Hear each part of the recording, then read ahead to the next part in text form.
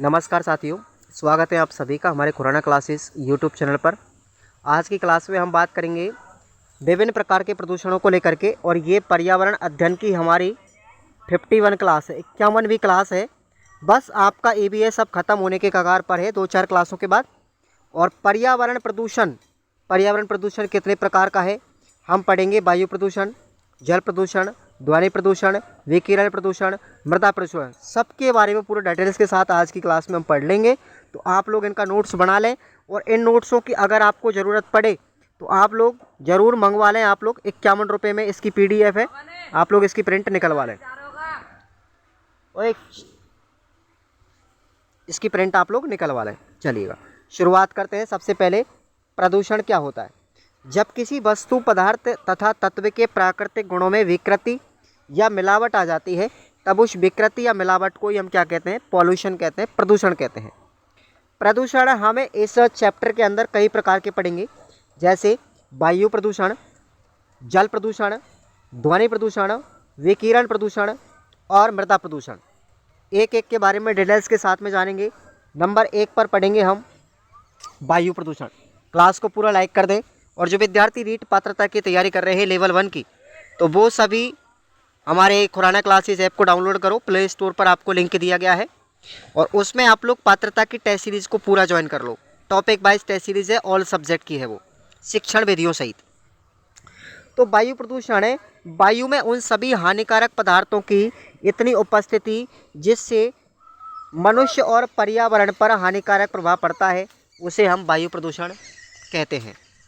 अब वायु प्रदूषण किन किन कारणों से होता है, उसके विभिन्न प्रकार के स्रोत देखिएगा। कारखानों से निकलने वाला धुआं प्रदूषित होता है। विमानों तथा वाहनों से निकलने वाले धुएं से भी वायु प्रदूषण होता है। परमाणु परीक्षणों तथा ज्वालामुखियों से निकलने वाले धुएं से भी। घरेलू उपकरण से निकलने वाले क्लोरोफ्लोरोकार्बन, आप लोगों ने सुना होगा CFC, ठीक है, ये क्लोरोफ्लोरोकार्बन भी वायु प्रदूषण फैलाता है। कीटनाशकों एवं विलायकों आदि के प्रयोग से निकलने वाला जो प्रदूषक पदार्थ है, वो भी हमारा वायु प्रदूषण करता है।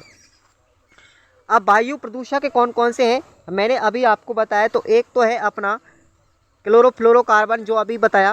कार्बन मोनोऑक्साइड, ये साथियों एक जहरीली गैस है, ध्यान रखना। दूसरा है CO2 यानी कार्बन डाइऑक्साइड। एक है सल्फर डाइऑक्साइड SO2, और एक है हाइड्रोजन सल्फाइड H2S। ये सब क्या है, हमारे सब के सब ये वायु प्रदूषक हैं। ध्यान रखेंगे आप लोग इनका नाम। और देखिएगा, ये हमारा है हाइड्रोजन फ्लोराइड है। हाइड्रोक्लोरिक अम्ल या फिर हाइड्रोजन क्लोराइड HCl, ये भी एक एसिड है, और ये भी क्या है, वायु प्रदूषक है। नाइट्रोजन ऑक्साइड, अमोनिया, ठीक है, एरोसॉल्स और हाइड्रोकार्बन, ये सब क्या है, हमारे वायु प्रदूषक है। अब वायु प्रदूषण को रोका कैसे जा सकता है, इसको कम करने के उपाय कौन कौन से हैं, जरा आप लोग उनको भी देखेंगे, नोट कीजिएगा। वाहनों को सीसा रहित पेट्रोल तथा CNG जैसे ईंधन से चलाया जाना चाहिए, जो कम पॉल्यूशन फैलाते हो। वाहनों की प्रदूषण संबंधी नियमित समय पर जांच करें। उद्योगों की चिमनी को अत्यधिक ऊंचाई पर लगवाएं। उद्योगों की स्थापना शहरी क्षेत्रों से दूर करें।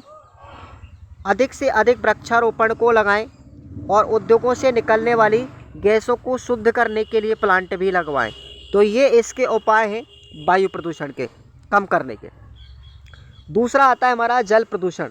पूरा डिटेल्स के साथ में पढ़ रहे हैं, इनसे प्रश्न बाहर नहीं जाता है।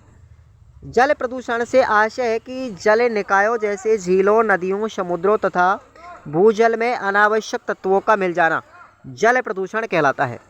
जल प्रदूषण के स्रोत देखिए, किन किन चीज़ों से जल प्रदूषण होता है। हमारे घरेलू अपमार्जकों से, बाहित मल से, औद्योगिक अपशिष्ट पदार्थों के मिलने से, कीटनाशकों के उपयोग से, ताप एवं आणविक बिजली घर आदि के प्रयोग से निकलने वाला प्रदूषित जल, और अम्लीय वर्षा, इन सब की वजह से हमारा जल क्या होता है, प्रदूषित होता है। अब जल प्रदूषण के प्रभाव देखिए, इसका क्या प्रभाव होता है, जल प्रदूषण के नुकसान कौन कौन से हैं। पारे द्वारा प्रदूषित जल के कारण मिनी माता रोग होता है। पानी में नाइट्रेट की मात्रा अधिक होने पर ब्लू बेबी सिंड्रोम नामक बीमारी होती है। ये नोट कर लीजिए आप लोग, प्रश्न इंपॉर्टेंट है। ब्लू बेबी सिंड्रोम नामक रोग किससे होता है, नाइट्रेट की वजह से। पानी में फ्लोराइड की मात्रा अधिक होने पर दांतों में विकृति होती है, दांतों का फ्लोराइड रोग हो जाता है, पानी अगर क्षारीय पानी है तो, ठीक है। उसके बाद पानी में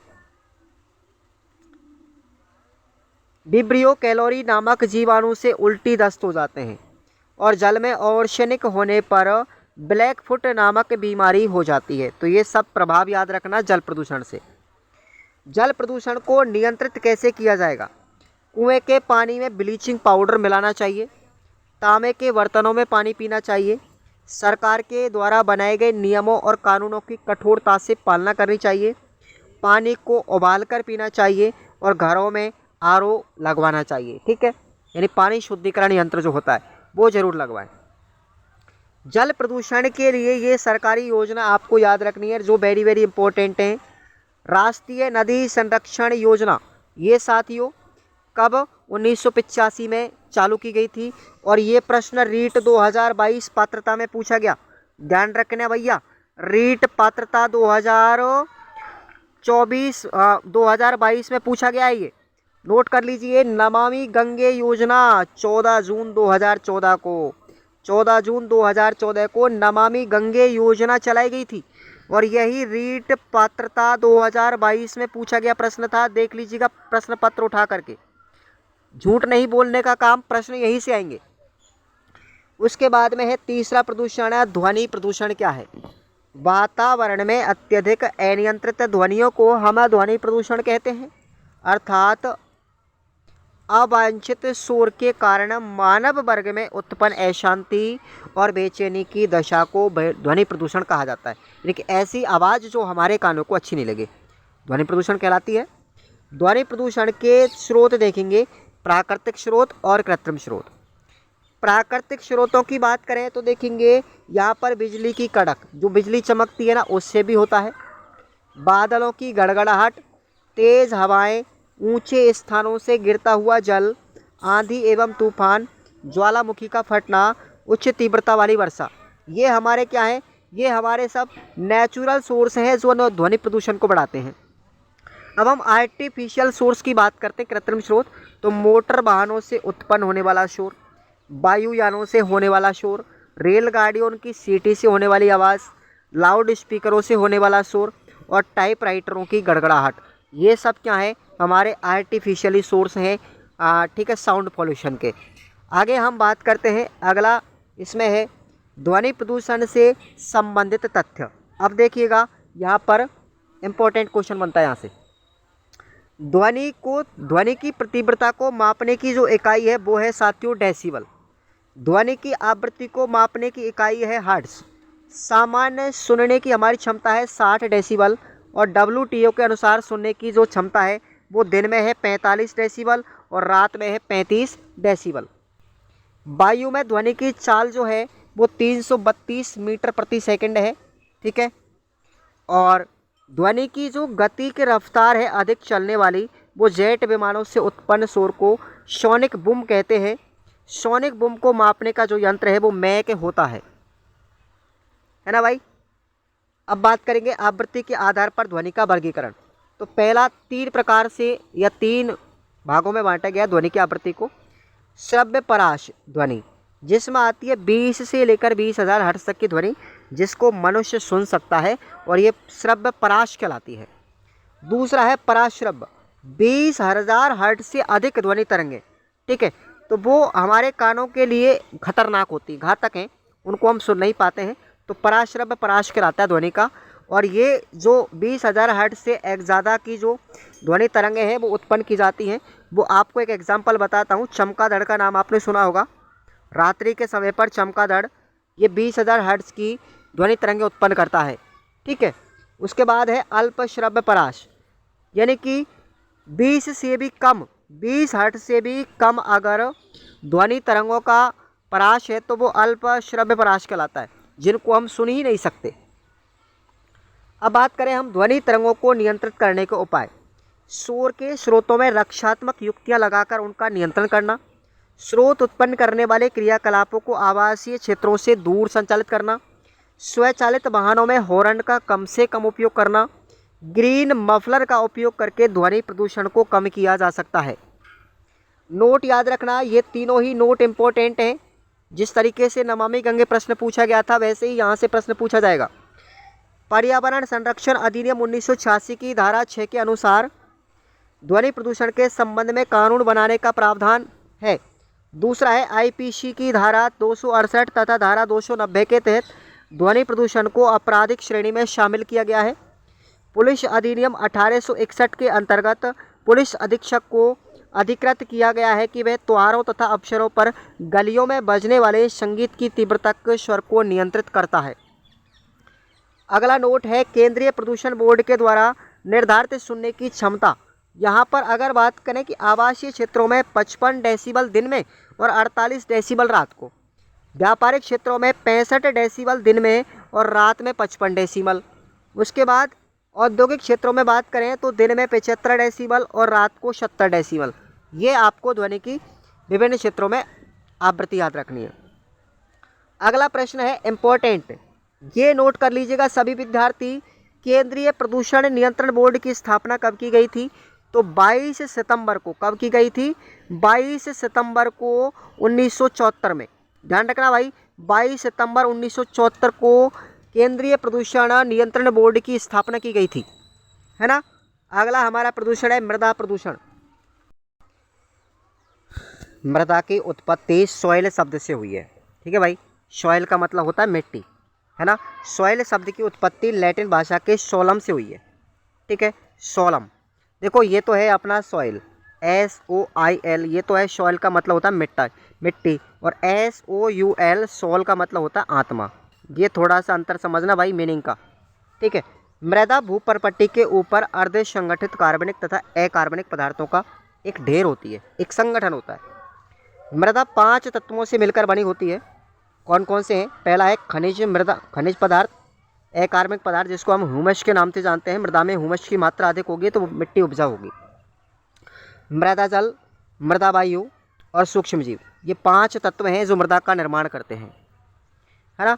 अब बात करते हैं मृदा प्रदूषण की, थोड़ा सा देखेंगे आप लोग।